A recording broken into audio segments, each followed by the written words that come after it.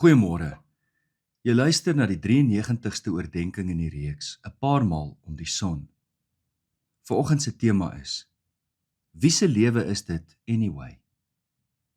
Ek baseer my oordeenking se titel vanmôre op die komediereeks Whose Line Is It Anyway? Maar met 'n klein veranderingkie. Whose Life Is It Anyway? Die idee dat wanneer ons ook al 'n sielkundige gaan sien, ons passief op 'n rusbank gaan lê en net wag om gefiks te word, is 'n wanvoorstelling. Om eerlik te wees, ek sou nie omgegee het as dit so kon werk nie. Jy weet, soos om jou rekenaar op te gradeer na 'n nuwe stelsel toe. In die proses kan hulle sommer die bugs en die virusse verwyder. Manne, dink net. Jy gaan na die sielkundige toe, jy hoef nie te praat of te bieg of te huil of te verduidelik nie. Jy betaal net vir iets soos daai racing chip op jou Fortuner. Stel my hart so bietjie meer sensitief dat ek my vrou beter verstaan, nou nie so dat ek huil as my span verloor nie. En hierdie trauma wat my terughou, die dinge wat my pla, haal dit uit soos die catalytic converter. Die ding is in elk geval net ingesit vir Europese standaarde. Haal hom net uit. Somstyds is dit mense se verwagting van psigiatriese medikasie. Dokter, ek voel nie baie lekker nie. My hart is seer, daar is dinge wat my pla, ek kan dit nie vergeet nie. Ek het trauma beleef, ek voel depressief. Geef vir my van daardie beter voel pille. En as jy een het wat my kan laat vergeet, nog beter. Ek spot nou 'n bietjie, maar soos die Engelsman sê, many a truth is spoken in jest. Niemand van ons, sover ek weet, hou besonder baie daarvan om iemand te gaan sien vir ons probleme nie. Maar weet jy wat? Ons doen met ons hart, siel, gedagtes en liggaam wat niemand van ons aan ons voertuie doen nie. Ek hou ook nie daarvan om my voertuig te laat diens nie. Ek hou nog minder daarvan om my voertuig te laat regmaak. Maar as die rooi liggie in my voertuig aangaan, dan trek ek van die pad af, skakel die handelaar en reël dat die fout onmiddellik reggemaak word. Maar met ons hartseer en trauma, wanneer die rooi liggies afgaan in ons hart en siel, wat doen ons dan? Ons trap die pedaal net dieper in en gaan voort. Waar ek groot geword het, sê die manne vir mekaar: Nee wat, kyk maar Noord jong. Diegene wat al verlanger na my oordeenkings luister, sal weet dat ek 'n groot voorstander is dat ons elkeen verantwoordelikheid neem vir ons eie lewe, ons gesondheid en geestelike lewe, ons emosionele en psigologiese welstand. Niemand anders is verantwoordelik vir my lewe as ek nie. Moet iets eers breek voordat ek vir hulp gaan? Of moet die mense rondom my eers breek voordat ek vir hulp gaan? En wanneer ek ook al 'n beraader of sielkundige gaan sien, psigiater, spesialis, dokter of dominee, ek kan nooit my gesondheid oorgee in die hande van 'n ander persoon nie. Toe ek nog 'n baie jong dominee was, het 'n man en vrou uit die gemeenskap my kom sien met huweliksprobleme. Hulle het ontsaglik beklei. Hier by die 3de of 4de afspraak, toe sit die man so vorentoe in sy stoel, lig sy wenkbroue en terwyl hy so met sy groot hand van my af na sy vrou beduie, sê hy: Nee dominee, hier het jy moeilikheid om hierdie huwelik te red. Ek sak so terug in my stoel, haal diep asem en sê: Oom, ek het by my huis net 'n worshond en ek en hy kom baie goed oor die weg. Om die waarheid te sê, hy kan nie wag dat ek moet huis toe kom nie. Ek, geen moeilikheid nie. Maar dit lyk vir my of julle wel het. Jy mag dalk dink dat ek onsensitief is, of nie genoeg omgee nie. Maar hier is die boodskap wat ek vir hom wou oordra. Dit is nie my verantwoordelikheid om jou huwelik te red nie. Dis jou verantwoordelikheid om jou huwelik te red. Ek sal uit my pad uit gaan om te help, maar dit bly jou lewe. Die eerste tree na genesing is om die besluit te neem dat ek my lewe gaan terugneem of dit trauma of hartseer of wat dit ook al mag wees. Ek neem beheer van my lewe. Ek besluit om vir hulp te gaan. Hierdie gedrinkery van my is sommer nonsens. Wat het ek nou van al my jare van drink? Is my lewe beter daaraan toe? Nee, ek het net die mense rondom my seer gemaak. Daar is 'n gesegde in Engels, do not bleed on those that didn't hurt you. Moenie diegene verwond wat jou nie seer gemaak het nie. En my woede-uitbarstings? Nou betaal ander mense vir 'n rekening wat hulle nie oopgemaak het nie. My onttrekking in die samelewing? Ons het almal tye nodig om onsself jammer te kry. Ek meen, wie anders sal soms? Maar as dit my permanente lewensingesteldheid word, is dit verby met my lewe. En hierdie onblusbare poging in my om almal rondom my tevrede te stel, tot my eie nadeel, ongelukkigheid en soms ondergang? Nee, ek sal moet hulp kry. Ek vind 'n ontstellende tendens in die samelewing. Mense is bereid om duisende rande vir voertuigpaemente te betaal en nog meer duisende vir voertuigdienste.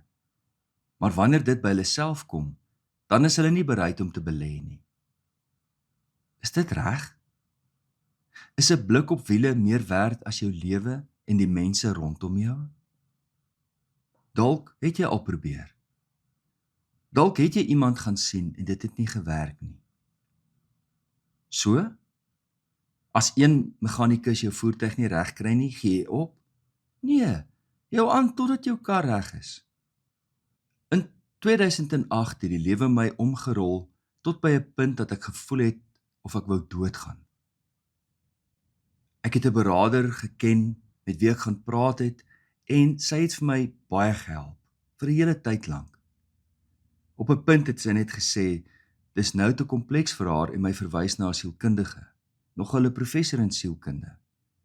Maar wat hy van die siel van die mens geweet het, is gevaarlik. Na hoeveel sessies het hy tot die professionele slotsom gekom, jy moet net anders hieroor dink. Ek kon myself betaal het vir daardie raad. Kos nie 'n professor om daarby uit te kom nie. Ek word toe verwys na 'n psigiater toe daar in die ooste, en ek moet sê, as jy ooit in jou lewe 'n scary karakter ontmoet het, dan is dit daardie een. Dat ek 3 sessies uitgehou het, moet tel vir een of ander medalje, of vir dapperheid of stupidheid. 'n Tydjie daarna het ek by 'n wonderlike psigiater uitgekom, iemand met sagte oë en 'n empatiese hart, en sy het my baie gehelp om te verstaan wat met my gebeur het. Sy het my toe verwys na 'n dierbare sielkundige. Sy het vir bykans 'n jaar op pad saam met my gestap. Ek het stukkie vir stukkie die legkaart van my lewe begin uitbluis. Deur die genade van die Here het ek aangegaan en deurgedruk, en het altyd bly opdaag waar ek ook al moes wees. Sommige dae het ek opgedaag met 'n siel so swaar soos 'n ambeeld, maar ek het opgedaag. Dit was asof die som totaal van al die hartseer van die wêreld in my hart 'n tuiste gemaak het. En dit het vir my gevoel of daardie duisternis groter is as enige iets en enige iemand. Dit mag dalk baie vreemd klink wat ek nou sê, en miskien voel jy, dis disrespekvol. Maar op daardie stadium was ek op so 'n donker plek dat dit selfs vir my gevoel het of dit groter is as God self. Soms kan 'n mens in so 'n omstandigheid selfs voel of God ver is. Maar ek het geleer dat meer as die helfte van die psalms is protespsalms, is klaagliedere. Ek het nie meer so alleen gevoel toe ek dit gelees het nie. Met alles wat ek nou begin leer, besef ek, my dorsale vagale senuweestelsel het as gevolg van daardie trauma, wat gekoppel was aan 'n vorige trauma, eenvoudig net my sisteem afgeskakel. Ek was soos 'n klein seentjie in 'n donker kosmos, met net 'n klein flitsie in die hand wat mismoedig probeer het om die duister uit te hou. Nooit in my lewe het ek geweet dat 'n mens so eensaam kan voel nie. Ek onthou dat ek in daardie tyd gebid het. Ag Here, help my dat ek so hierdeur sal gaan, dat ek eendag hierop sal terugkyk en sal dankbaar wees. Gee tog dat daar die een of ander goed hieruit kan kom. Vandag kyk ek terug daarop en ek is dankbaar. Ek is nie dankbaar dat dit gebeur nie, maar ek is dankbaar ek is daardeur. Want nie alleen het ek 'n beter begrip vir ander mense se trauma, hartseer en lyding nie. Ek kan eerlikwaar sê, daardie tyd het my geestelik en emosioneel sterker gemaak. Langs die pad het ek iets belangrik geleer. Ek het die verwagting gehad dat 'n sielkundige net baie gou, as hy 'n towerkwasie gehad het, nog beter, maar net vinnig moes swaai en ek sou vir altyd reg wees. Maar langs die pad het ek besef, daar is tog maar 'n ooreenkoms tussen ons en ons voertuie. Ons hoef nie te wag totdat ons breek voordat ons hulp kry nie. En boonop word ons voertuie gereeld gediens. En so dink ek moet dit met ons wees. Ons sal ons lewe lank, dink ek, deur moeilike tye gaan. Dis nie eenmalig of tweemalig in die lewe nie. Ons sal gereeld deur moeilike dinge gaan. Genesing en groei, besef ek nou, sal my lewe lank gebeur. Maar dit bly my lewe. En ek maak die keuse.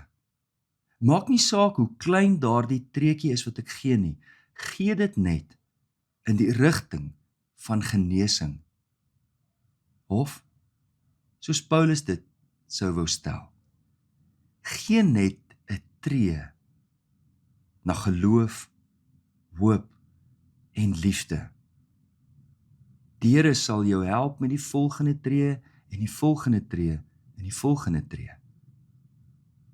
Maar neem net die besluit om daardie tree te gee. Kom ons bid saam.